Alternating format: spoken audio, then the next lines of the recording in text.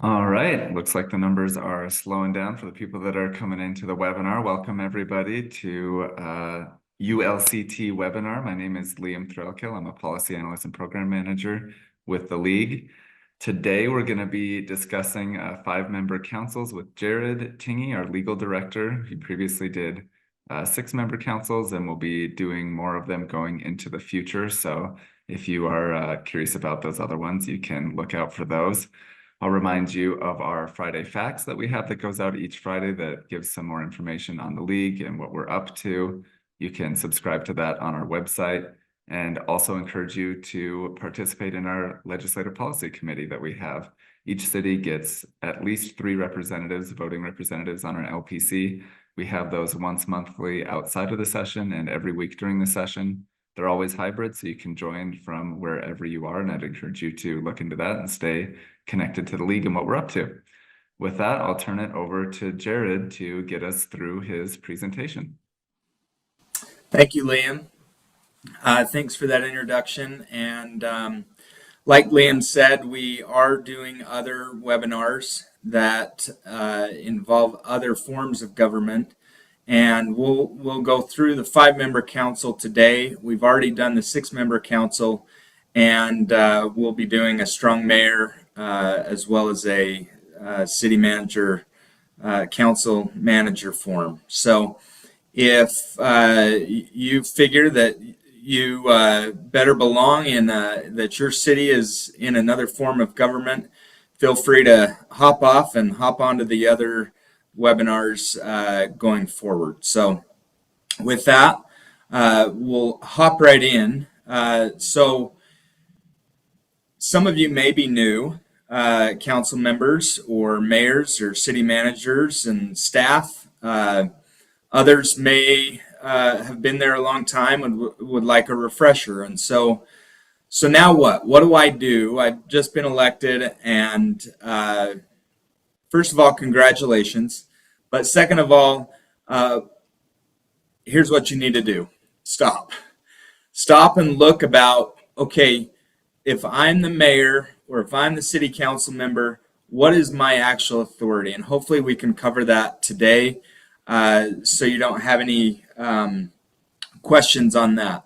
And I forgot to mention that if you do have questions, feel free to put those in the chat or in the, I think there's a question and answer forum that you can do that in as well, and we can address those questions that you have at the end of the webinar. So with that, I want to start off by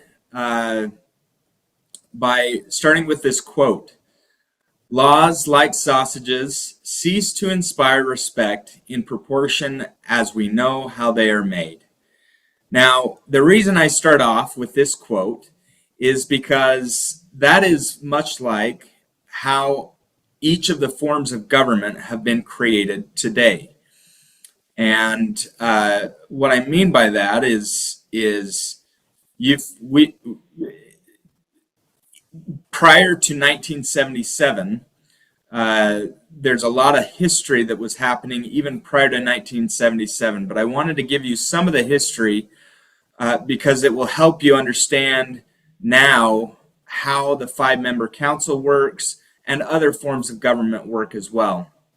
And so in 1977, that's where we're going to start. There was traditional forms, and they were determined by what class, your population. If you're a first-class city, 5-member council commission form. Second-class city, 3-member commission form. Third-class city, 6-member commission form. And all towns were a 5-member commission form. There were also other optional forms that were provided in 1977 that were available for a city to enter into. The first one is the strong mayor, which is council mayor form. It acts as much like a federal system where you've got separate forms of powers. You've got the executive branch and the legislative branch. And then the other optional form was the council manager form, which has since been discontinued after 2008 as an option. And so that acted more like a board of directors and then an executive director, more like a private corporation form.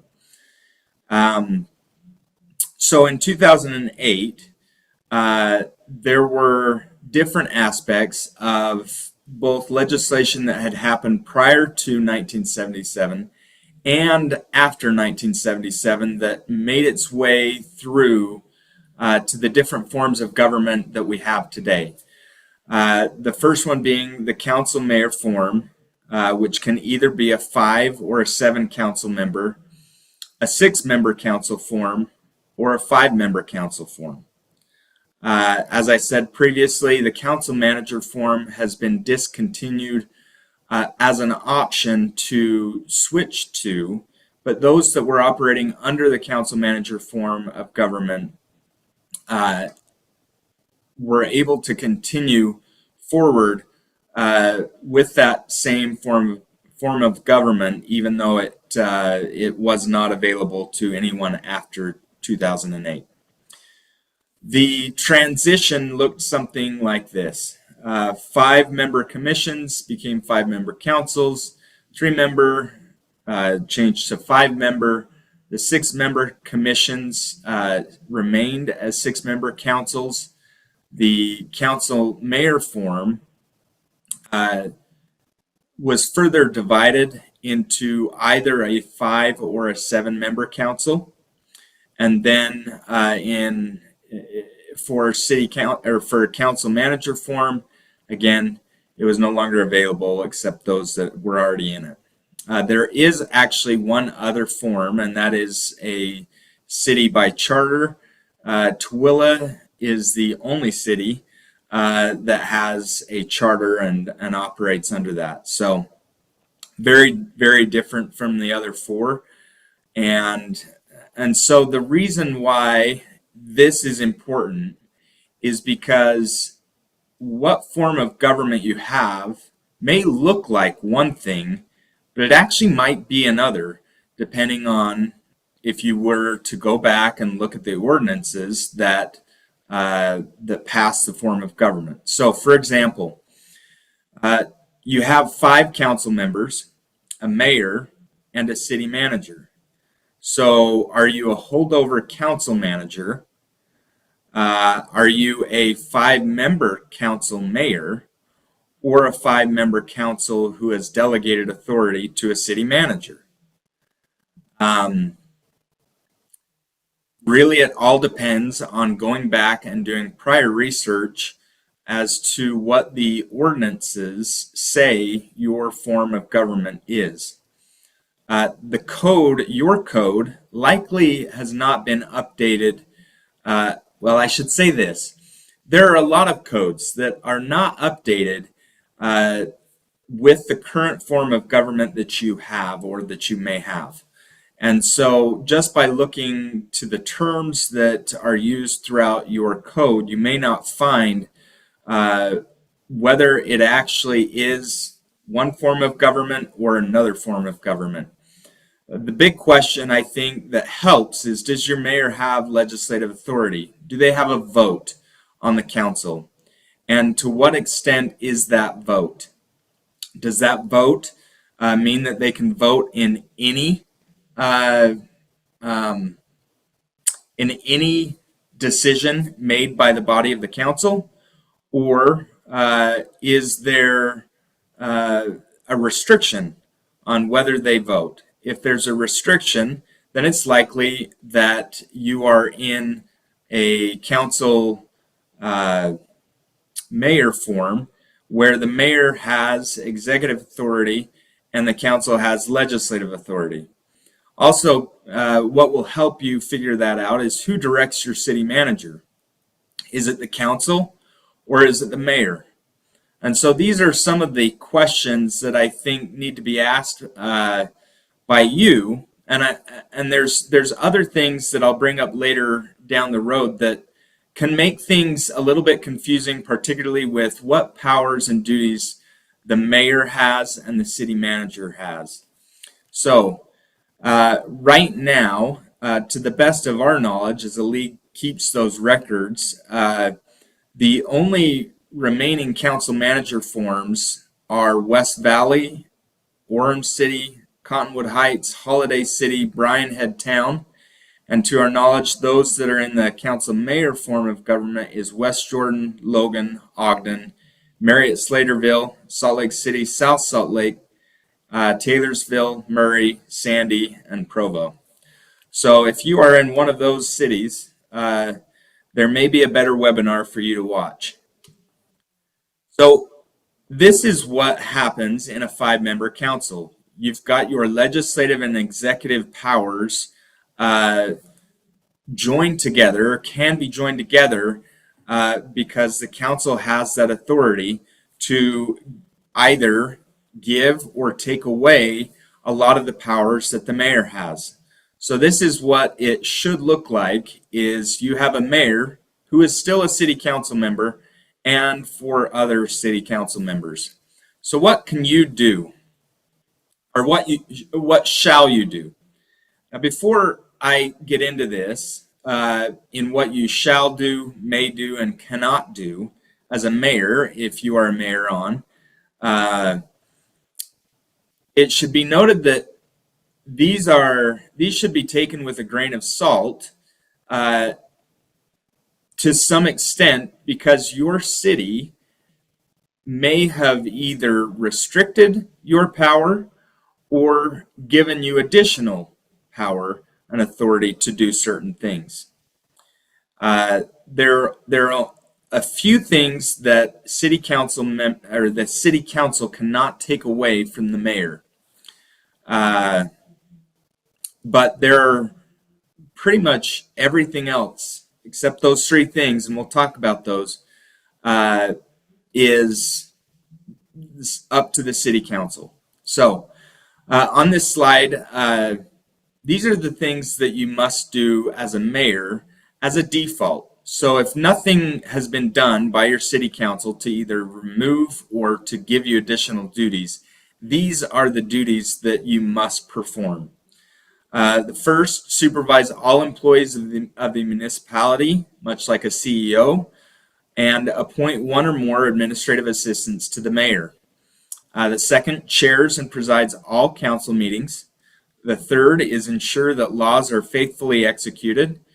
The fourth, report any fines or forfeitures to the council. So that is one of the things that we'll talk about in the next slide, is the mayor has the authority, if they want, to remit fines and forfeitures. And we'll go over, and if they do, they have to report that to the council. The next thing is vote as any other council member. So that is one difference, a big difference, between a 6-member council and a 5-member council. A 5-member council, in a 5-member council form of government, the mayor has a vote on anything that comes up. Unlike the 6-member council, who only can vote in various limited capacities. The next duty is to perform all duties prescribed by statute or municipal ordinances or resolutions. So again, that's where those additional duties come from. Report to the council on the condition and needs of the municipality. Exercises ceremonial functions for the municipality. That is one of the things that cannot be taken away. Enforce laws and keep the peace. And report to the council any pardons made to a person imprisoned for violation of a municipal ordinance. Again, this is one of the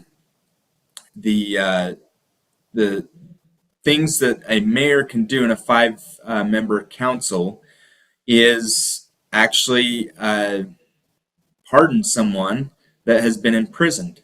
And so if that is the case, they need to report that to the council. The things that they can do, They can make recommendations to the council for legislation, and with the advice and consent of the council, meaning that there's a vote and the council consents, they can assign or appoint a member of the council to administer one or more departments of the municipality. This often happens in smaller cities and towns where there just isn't a whole lot of staff available to run the city. And so oftentimes you'll see council members over a department of the city, public works, or another department, administrative services. They can call on residents over 21 to assist in enforcing state and municipal laws.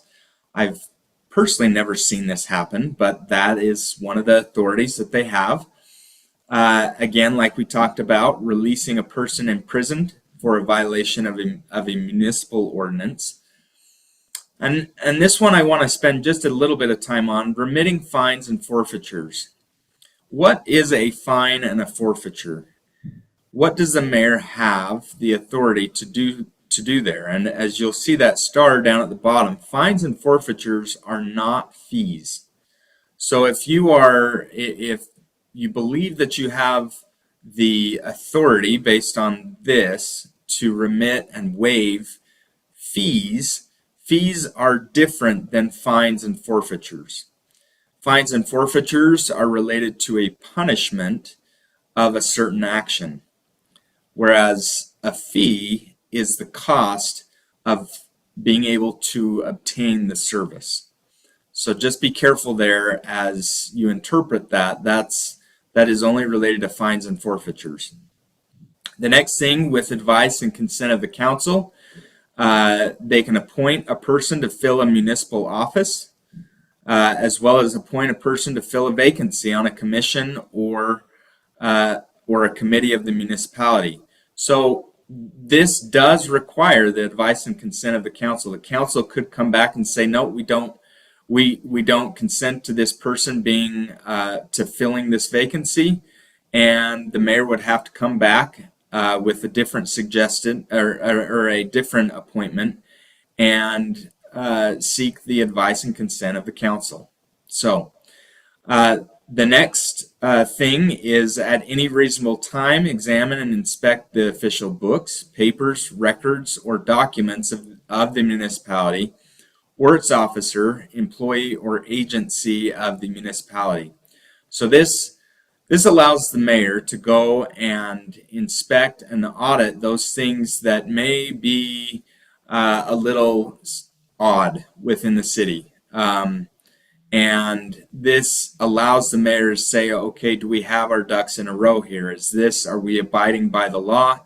And so this gives the opportunity for the mayor to do so, to inspect the official books, the records, things like that. So there are a few things that you cannot do as a mayor in a 5-member council. One is veto an ordinance, tax levy, or an appropriation passed by the council. This veto power is actually only within the strong mayor form of government, much like a president of the United States has veto power over what Congress does and what bills they pass. So they cannot do that in a 5-member council.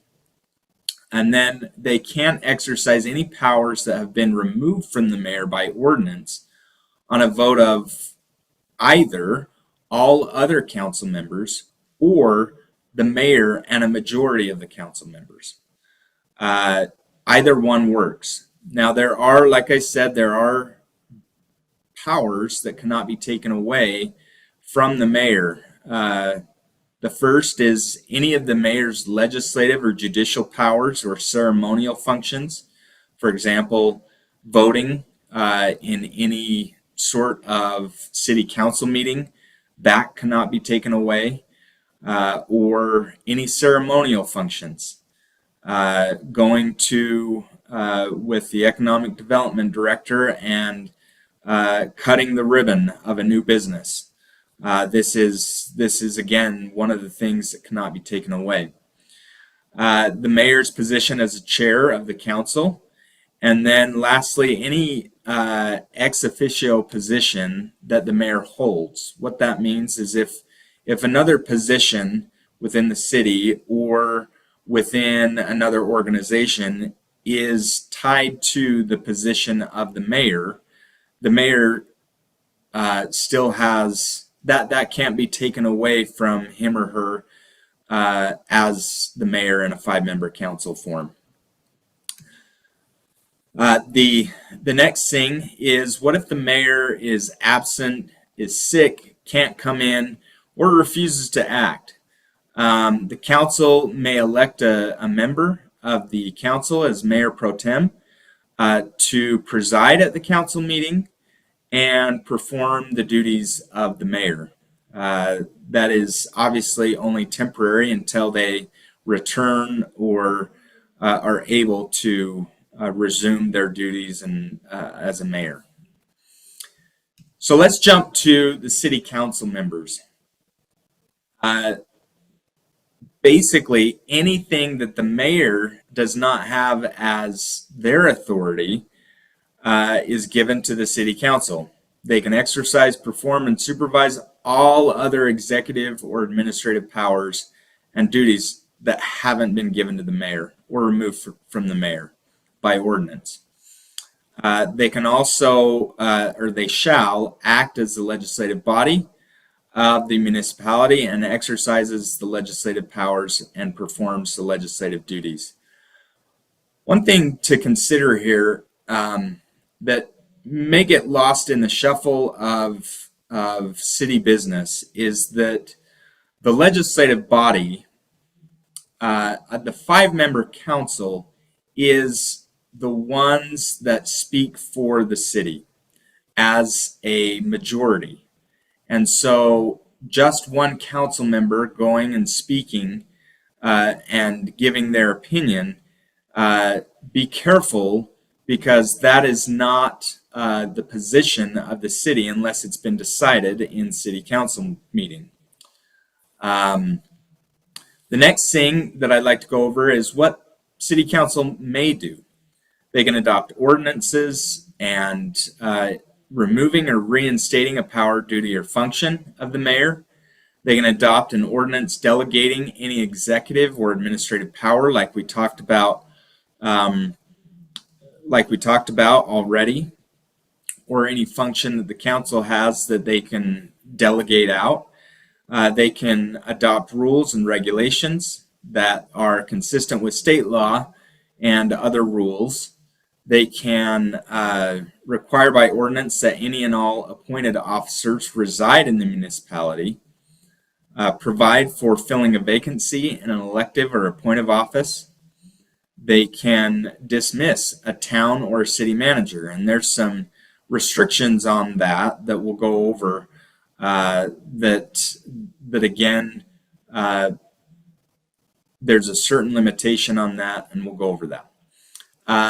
The next is appoint a town or city manager to perform those. So they can either dismiss or appoint either one and give them different functions that they want.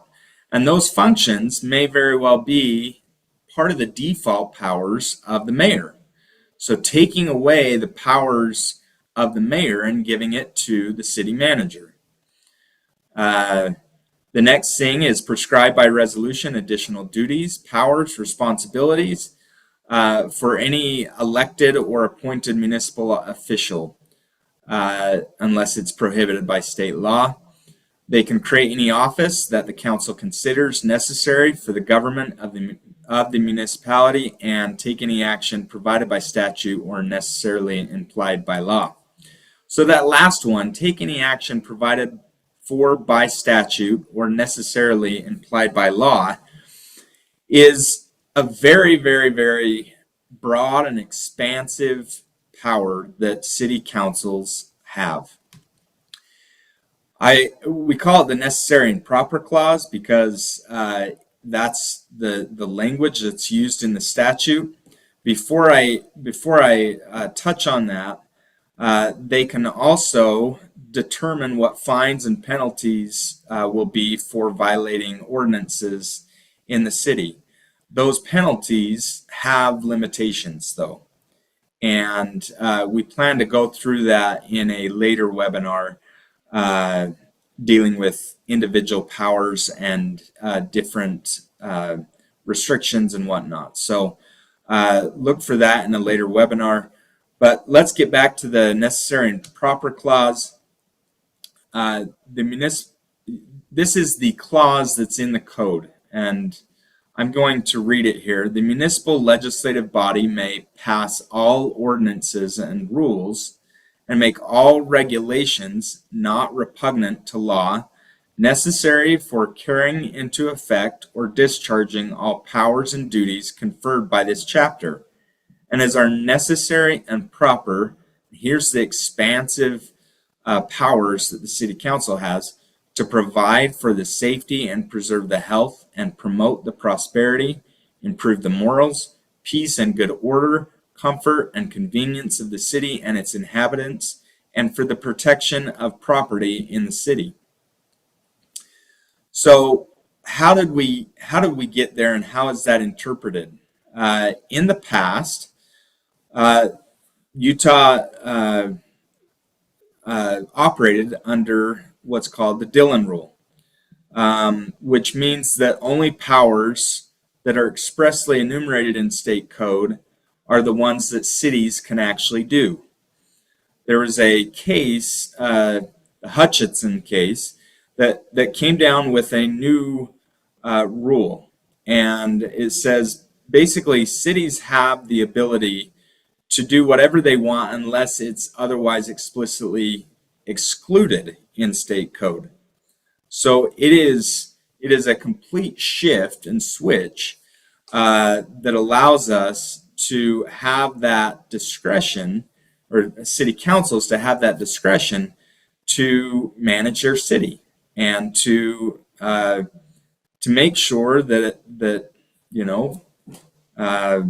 those cities stay within the same character as they want. And so that is not all states. In fact, quite a few states do not have such broad and expansive powers as are in the state of Utah.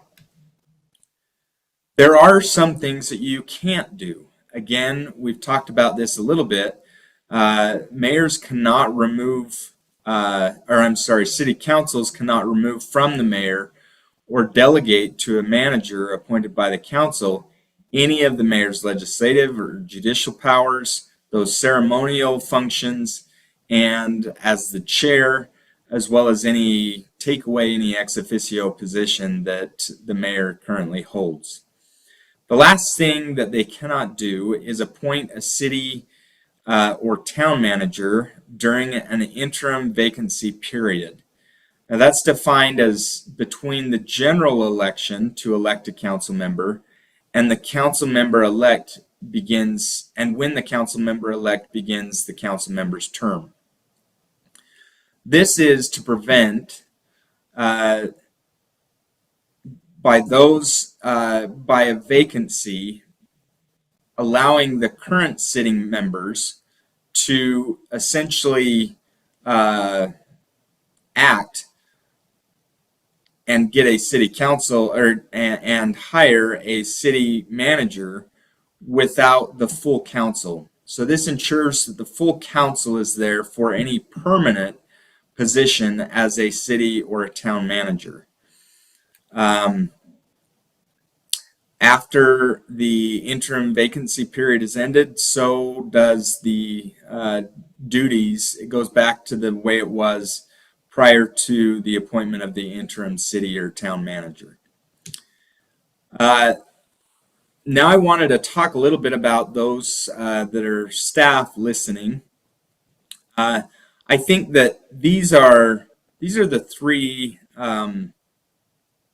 maybe the three questions that you might have related to how to work with the mayor, how to work with the city manager, if you have one, or how to work with the city council members. Sometimes it can be confusing because you don't know who has what duties and what authority to give you approval on different decisions.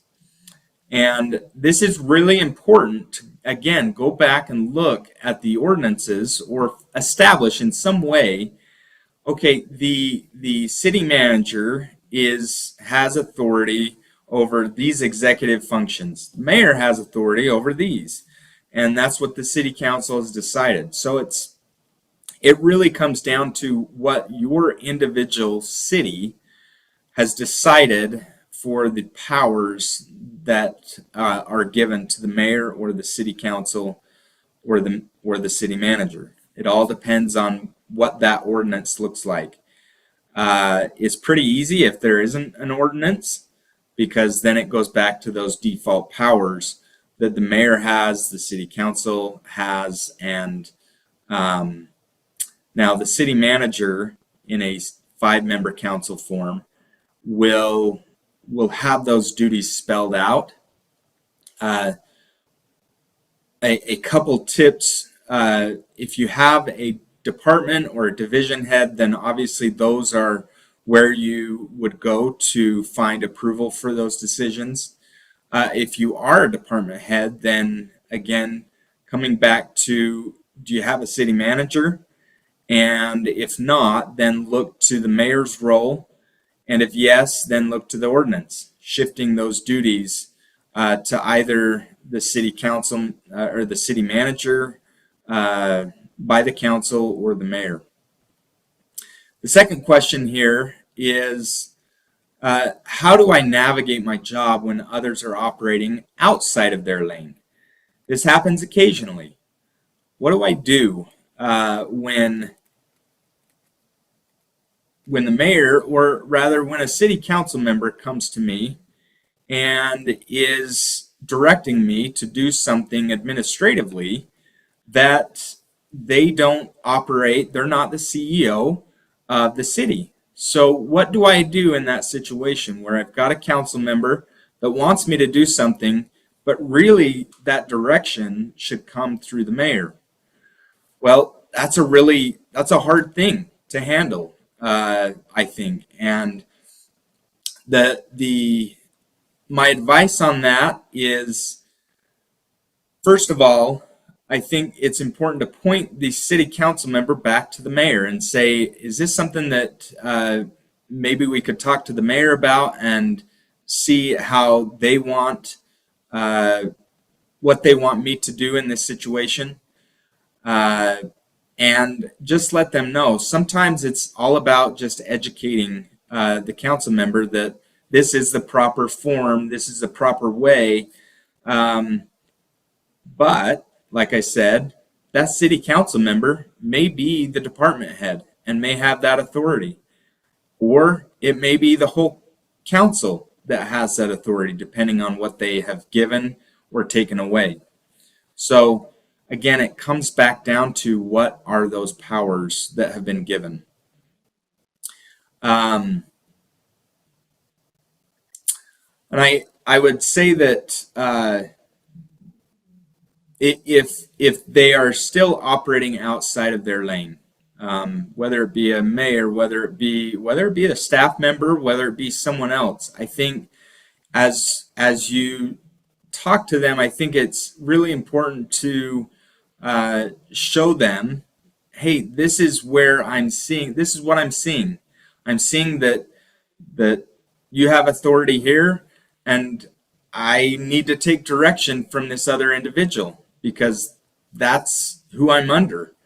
And maybe we can go and talk to them together. So that's my suggestion. The third is, what authority do I have in making decisions for the city within my own sphere of influence? Let me give you the lawyerly answer. It depends, right? Super unhelpful. It will depend on what your job description says. It will depend on whether it is a policy shift from what the code currently allows. And so you'll want to make sure that this is not if there are different standards that you're requiring above and beyond what the state code requires, you need to make sure that that is in your code, that change has been approved by those that have authority. And if it's a policy change requiring additional conditions or standards, then those things need to go through the council to be approved. Because again, as staff member, you are not a speaker for the city or a changing of policy. Those things are reserved for the city council. And so it all depends on whether is this just enacting an administrative thing. How do I go about my job?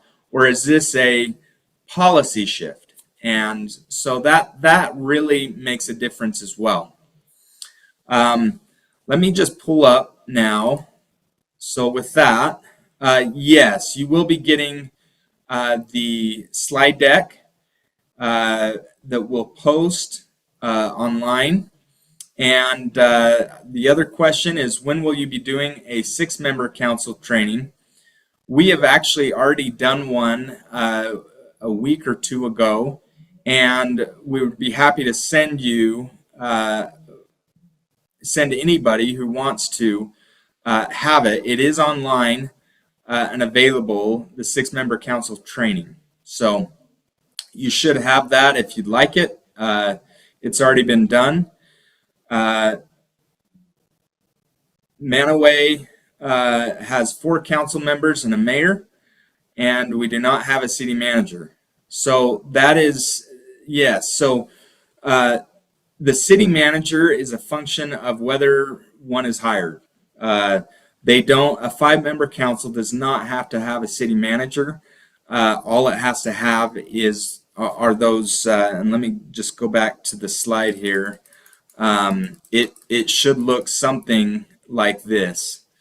You may have a city manager, again, because of the different forms that persisted through after 1977, but that is what it should look like. And so any other questions that we have here? Feel free to type them in the chat or the question and answer. And I'll give you some time to do that if you've got any remaining questions.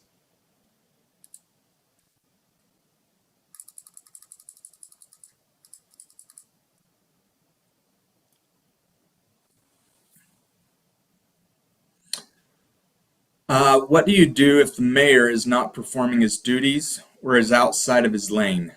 Great question. I think the way I'd answer that is, does he or she know that they are acting outside of the duties and are doing things that they don't have authority to do? If that's the case, I think that there's some discussion maybe with the auditor's office, depending on how severe and how outside of the lane they are. But I would suspect that to a large degree, it is based on education. And if you are a city council member, again, if the city council is made aware that they're acting outside of their duties, outside of their lane, then those duties can specifically be taken away, except those 3, like we talked about. Those can be taken away by ordinance.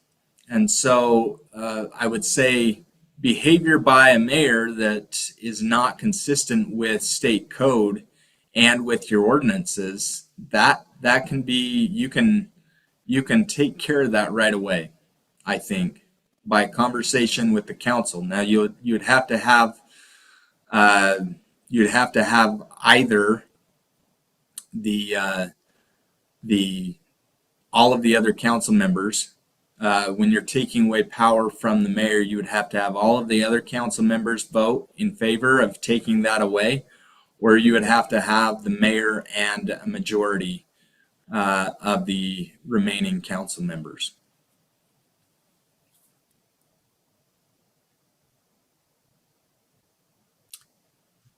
Any other questions?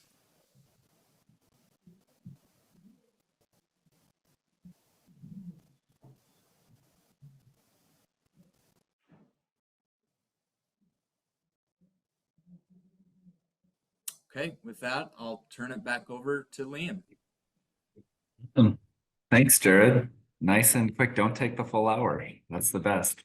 Be on the lookout for our future webinars. We'll be going over more of the forms of government next week for our local administrative advisor program. And whether you're an LAA community or not, you can join. We'll be doing a budgeting webinar with Carrie Nakamura. So we will be sending out registration links for that, Friday Facts, and other individualized emails. So look out for that, sign up for that, join us next week, and we will see you in the future. Thanks, everyone.